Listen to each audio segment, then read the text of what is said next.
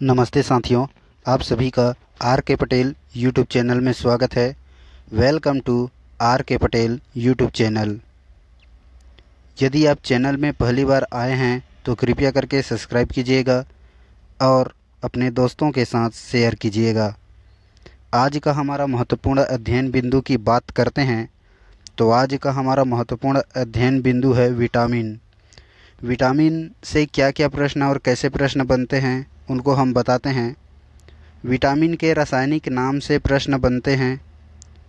जल और वसल में जो है घुलनशील विटामिन हैं उनके नाम पूछे जाते हैं और विटामिन के प्राकृतिक स्रोत एवं विटामिन की जो कमी होती है उनसे होने वाले जो रोग हैं उनको हम आज डिस्कस करेंगे।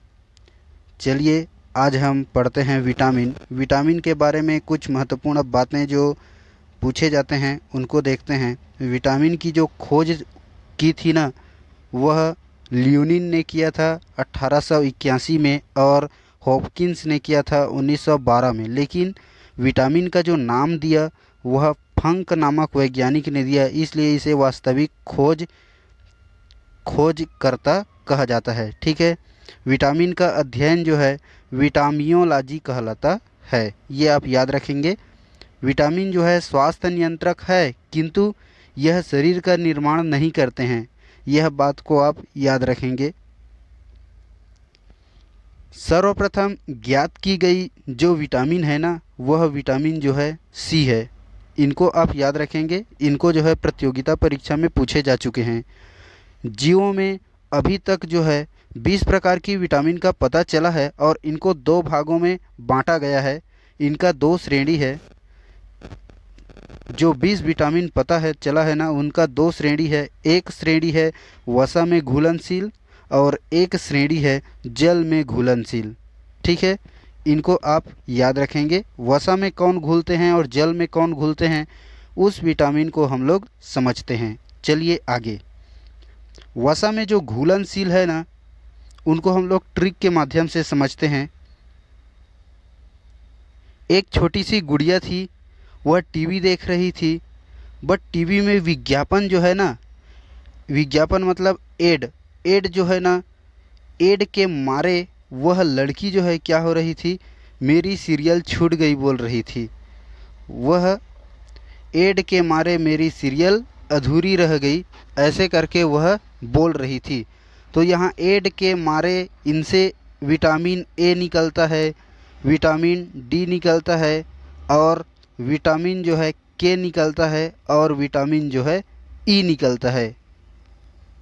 इनको आप आसानी से समझ सकते हैं। ठीक है, अब जल में घुलनशील विटामिन की बात करते हैं तो जल में घुलनशील विटामिन, अब देखो ए डी के ई तो निकल गया बाहर। अब कौन सा विटामिन बचा, तो विटामिन बचा बी और विटामिन बचा सी। ये जो है जल में घुलनशील है। ठीक है, इनको आप याद रखेंगे। चलिए अब हम लोग बढ़ते हैं। सभी विटामिन की जो रासायनिक नाम है ना उनको याद करने का हम लोग एक छोटा सा ओवरव्यू ट्रिक लगाते हैं और कितना कॉन्सेप्ट क्लियर होता है उनको हम लोग समझते हैं।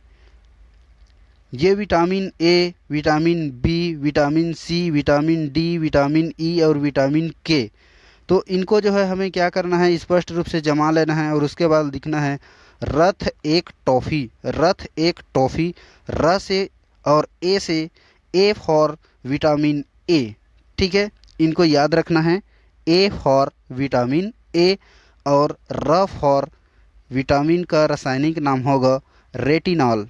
ठीक है, र फॉर हो जाएगा रेटिनॉल। उसके बाद विटामिन बी, बी से हो जाएगा विटामिन बी और उनका जो है रासायनिक नाम हो जाएगा थायमिन। क्या हो जाएगा जी, थायमिन। आप एक एक अक्षर को ही लेकर पकड़ सकते हैं क्योंकि कोई अक्षर डबल नहीं आया है। रथ एक टॉफ़ी, रथ एक टॉफ़ी। ठीक है, उसके बाद आता है विटामिन सी। तो विटामिन सी और इसका रासायनिक नाम है एस्कॉर्बिक एसिड। ठीक है, एस्कॉर्बिक अम्ल। रेटिनॉल भी अम्ल है, थायमिन भी अम्ल है, एस्कॉर्बिक भी अम्ल है। ठीक है, ये आप याद रखेंगे। उसके बाद आते हैं विटामिन डी। विटामिन डी और विटामिन डी का रासायनिक नाम क्या है? कैल्सीफेरॉल। ठीक है, यह आप याद रखेंगे। विटामिन डी के बाद आते हैं विटामिन ई, और विटामिन ई का जो रासायनिक नाम है वो क्या है जी? टोकोफेरॉल। ठीक है, इस प्रकार से आप इसको स्पष्ट रूप से याद करेंगे। एक बार आप कॉपी में स्पष्ट रूप से लिख लेंगे ताकि आपको जो है इसे पढ़ने में कोई परेशानी ना हो, कोई समस्या ना हो। यह सभी जो है रासायनिक नाम आपको याद रहे। उसके बाद आते हैं विटामिन के, और विटामिन के का जो है रासायनिक नाम है फिलोक्विनोन। ये जो है विटामिन के का रासायनिक नाम है, फिलोक्विनोन। निष्कर्ष में हमें क्या पता चला कि प्रमुख जो है विटामिन हैं और उनके जो है रासायनिक नाम हैं। अब हमें क्या करना है, विटामिन की जो कमी से होता है रोग ना, उनको याद करेंगे, और उनका जो प्राकृतिक स्रोत है ना, उनको याद करते हैं। ठीक है, चलिए हम लोग बढ़ते हैं अपना अध्ययन बिंदु की ओर आगे। अब हम बात करते हैं विटामिन की जो कमी से होने वाला रोग है और उनका जो है प्राकृतिक स्रोत है वो क्या क्या है। Vitamin A, vitamin B, vitamin C, vitamin D, vitamin E और विटामिन के, इनको आपको स्पष्ट रूप से कॉपी में लिख लेना है। अब देखो विटामिन ए, विटामिन ए से होता है रतौंधी। क्या होता है जी? रतौंधी। इसी को जो है नाइट ब्लाइटनेस के नाम से भी जाना जाता है। इसका प्राकृतिक स्रोत की बात करे जाए तो गाजर और मक्खन इसका प्राकृतिक स्रोत है। दूसरा बात आते हैं vitamin B, B for beriberi. ठीक है, बेरी बेरी रोग जो है विटामिन बी की कमी से होता है और इसका प्राकृतिक स्रोत है चावल, गेहूं, अंडा और मछली। ठीक है, उसके बाद आगे बात करते हैं vitamin C, C for scurvy. ठीक है, सी फॉर स्कर्वी, जो मसूड़ों से खून निकलता है। इसका प्राकृतिक स्रोत की बात करते हैं तो विटामिन सी का अच्छा प्राकृतिक स्रोत है आंवला, संतरा, टमाटर और नींबू। उसके बाद आते हैं विटामिन डी, डी मतलब रिकेटस।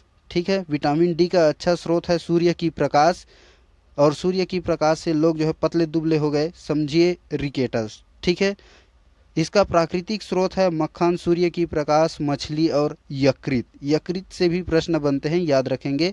उसके बाद विटामिन ई, विटामिन ई में क्या होता है? लड़कियों में बांझपन और लड़कों में नापुंसकता। ठीक है, इसका प्राकृतिक स्रोत जो है क्या है? हरी सब्जी, तेल, गेहूं और अंडे विटामिन ई के प्राकृतिक स्रोत है। उसके बाद आते हैं विटामिन के, विटामिन के का जो है प्राकृतिक स्रोत की बात करने से पहले विटामिन के की कमी से रक्त का थक्का न बनना होता है, और इसका प्राकृतिक स्रोत जो है हरी सब्जी, टमाटर, गोभी और सोयाबीन होती है।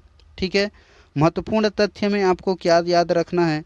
महत्वपूर्ण तथ्य में यह याद रखना है कि विटामिन ए को रोग प्रतिरोधक विटामिन के नाम से भी जाना जाता है, और इसका खोजकर्ता जो है मैकुलम नामक एक वैज्ञानिक ने किया था। ठीक है, उसके बाद विटामिन डी को जो है सनशाइन विटामिन के नाम से जाना जाता है, मतलब सूर्य की प्रकाश से मिलती है उसे हम लोग विटामिन डी कहते हैं, इसलिए उसको सनशाइन विटामिन के नाम से जाना जाता है। विटामिन ई को जो है ब्यूटी विटामिन के नाम से जाना जाता है, क्योंकि इनकी कमी से महिलाओं में जो है झुर्रियाँ आती है और गर्भपात हो जाती है ना। तो इनको आप याद रखेंगे। आपको वीडियो एक नंबर लगा तो लाइक करेंगे और चैनल को सब्सक्राइब करेंगे। वीडियो अंत तक देखने के लिए धन्यवाद। Okay, thank you.